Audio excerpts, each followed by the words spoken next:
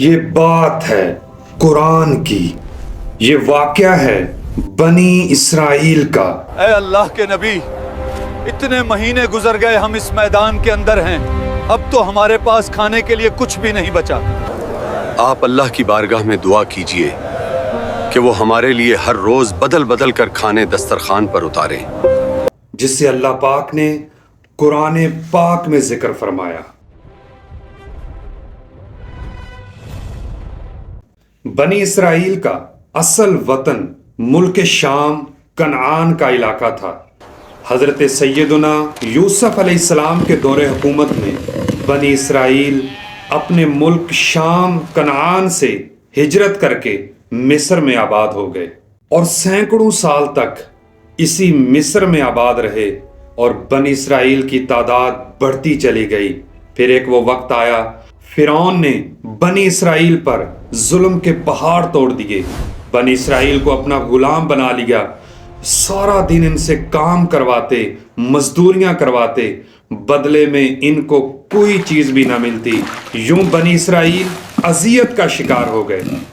پھر جب اللہ پاک نے بنی اسرائیل کو حضرت موسیٰ علیہ السلام کی قیادت میں فرعون کے ظلم سے آزادی عطا فرمائی اور فرعون دریائے نیل میں غرق ہو گیا، اس کے بعد بنی اسرائیل میں خوشحالی آئی۔ پھر کیا ہوا؟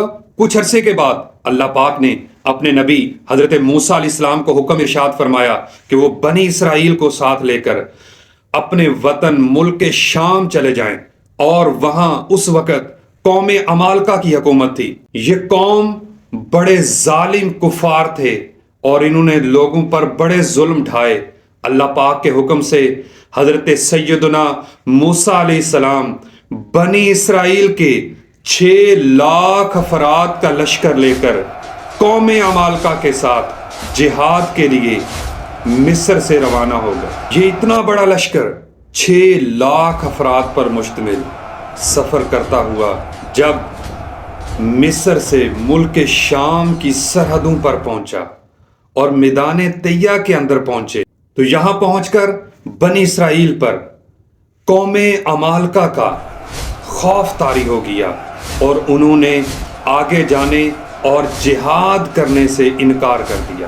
بنی اسرائیل کے اس جہاد کے انکار پر اللہ کی طرف سے ان کو ایسی سزا دی گئی کہ سن کر انسان کے رونگٹے کھڑے ہو جاتے ہیں۔ اس میدان طیہ کے اندر بنی اسرائیل 40 سال تک قید رہے۔ دور دور تک پھیلی ہوئی خاموشی، سنسان میدان جس میں کوئی درخت نہیں، اور دھوپ اور رات کا اندھیرا، اور بنی اسرائیل نے اپنی زندگی کے 40 سال اس میدان کے اندر گزارے۔ اور پھر اس میدان کے اندر کیسے کیسے حضرت موسیٰ علیہ السلام کے معجزات ہوئے جب بنی اسرائیل کے پاس۔ اے اللہ کے نبی، اتنے مہینے گزر گئے ہم اس میدان کے اندر ہیں، اب تو ہمارے پاس کھانے کے لیے کچھ بھی نہیں بچا۔ تو اللہ پاک کے نبی حضرت سیدنا موسیٰ علیہ السلام کی دعا سے اللہ پاک نے آسمان سے بنی اسرائیل کے لیے دسترخوان اتارے، اور ان کے اندر من اور سلوہ تھا، یعنی بھنی ہوئی بٹیریں اور حلوہ بنی اسرائیل کے لیے اللہ کی طرف سے آسمان سے اترتا تھا۔ یہ لوگ یہ کھانے لگے، اور پھر ان کو جب پیاس کی شدت محسوس ہوئی، اے اللہ پاک کے نبی، کھانا تو ہمیں مل گیا مگر ہم سب پیاس میں مبتلا ہیں، ہمارے لیے پانی کا کوئی بندوبست کیجیے۔ تو پھر اللہ پاک کے نبی حضرت موسیٰ علیہ السلام نے اپنا عصا، جس کو وہ اپنے پاس رکھا کرتے تھے، ایک پتھر کے اوپر مارا۔ جی ہاں ناظرین، یہ وہی چھوٹا سا پتھر تھا اس کے اوپر حضرت موسیٰ علیہ السلام نے اپنے کپڑے رکھے تھے، تو وہ کپڑے لے کر بھاگ گیا تھا۔ اس پتھر کے اوپر حضرت موسیٰ علیہ السلام نے اپنا عصا مارا تو اس پتھر سے چشمے جاری ہو گئے، اور یہ 12 چشمے تھے، اور بنی اسرائیل کے اس 6 لاکھ افراد کے لشکر کے ٹوٹل 12 قبیلے تھے۔ ہر قبیلہ اپنے اپنے چشمے سے پانی لیتا اور اس پانی کو خود بھی استعمال کرتا، اپنے جانوروں کو بھی پلایا کرتا تھا۔ اور یہ اللہ پاک کا اتنا بڑا انعام تھا کہ بنی اسرائیل کے لیے کھانے کے لیے دسترخوان روزانہ آسمان سے اترتا، پینے کے لیے صاف اور شفاف پانی اس پتھر سے نکلا کرتا تھا۔ یوں بنی اسرائیل 40 سال تک اسی میدان کے اندر رہے اور یہیں ان کے لیے من اور سلوہ اترتا رہا، یہیں اس پتھر سے پانی نکلتا رہا جس کو وہ استعمال کیا کرتے تھے۔ اور یہ 40 سال گزرنے کے بعد پھر بنی اسرائیل نے حضرت موسیٰ علیہ السلام کی بارگاہ میں یہ عرض کی، اے اللہ کے نبی، ہم ہر روز یہ بھنے ہوئے بٹیر اور یہ حلوہ کھا کھا کر تھک چکے ہیں۔ آپ اللہ کی بارگاہ میں دعا کیجئے کہ وہ ہمارے لیے ہر روز بدل بدل کر کھانے دسترخوان پر اتاریں، جیسے ساگ، ککڑی، گندم اور مسور کی دال اور پیاز۔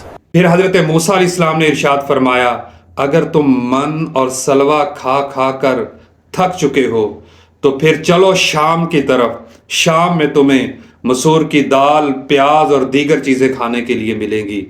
یوں اس قوم سے پھر یہ عذاب دور ہوا اور پھر حضرت موسیٰ علیہ السلام اپنی اس قوم کو ساتھ لے کر آگے روانہ ہو گئے۔ بنی اسرائیل کے واقعات کے اندر یہ ایک ایسا واقعہ ہے، یہ ایک ایسی سٹوری ہے جس کو اللہ پاک نے قرآن کریم میں ذکر فرمایا۔ اور جب موسیٰ نے اپنی قوم کے لیے ہم سے پانی مانگا تو ہم نے کہا کہ اپنی لاٹھی پتھر پر مارو۔ انہوں نے لاٹھی ماری تو اس میں سے 12 چشمے پھوٹ نکلے اور تمام لوگوں نے اپنا اپنا گھاٹ معلوم کر کے پانی پی لیا۔ ہم نے حکم دیا کہ اللہ کی عطا فرمائی ہوئی روزی کھاؤ اور پیو اور زمین میں فساد نہ کرتے پھرنا۔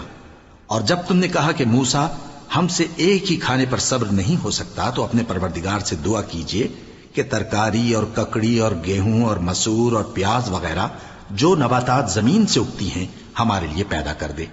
انہوں نے کہا کہ عمدہ چیزیں چھوڑ کر ان کے بدلے ناقص چیزیں کیوں چاہتے ہو؟ اگر یہی چیزیں مطلوب ہیں تو کسی شہر میں جا اترو، وہاں جو مانگتے ہو مل جائے گا۔ اور آخر کار ذلت و رسوائی اور محتاجی و بے نوائی ان سے چمٹا دی گئی اور وہ اللہ کے غضب میں گرفتار ہو گئے۔ اس قرآنی واقعے سے پتہ چلا کہ اللہ پاک کی طرف سے جو بندے کو مل رہا ہو اس پر وہ صبر اور شکر کرے۔ بنی اسرائیل کو من اور سلوہ دیا گیا اور حضرت موسیٰ علیہ السلام کے معجزے سے اس پتھر سے نکلا ہوا پانی ملتا رہا۔ اتنی اچھی نعمتیں ملنے کے باوجود بھی یہ قوم ناشکری پر اتر آئی اور پھر اللہ پاک نے ان سے یہ نعمتیں واپس لے لی۔ اس سے پتہ چلا، بزرگ فرماتے ہیں، اللہ کی نعمتیں یہ وحشی جانوروں کی طرح ہوتی ہیں، انہیں شکر کے پنجرے میں قید کر لو ورنہ یہ چلی جایا کرتی ہیں۔ تو بندے کو چاہیے اپنے رب عز و جل کا شکر گزار بندہ بن جائے، کیونکہ جو شکر کرنے والے ہیں رب تعالیٰ قرآن میں فرماتا ہے لَإِن شَكَرْتُمْ لَأَزِيدَنَّكُمْ، اگر تم شکر کرو گے تو تمہیں اور زیادہ عطا کیا جائے گا۔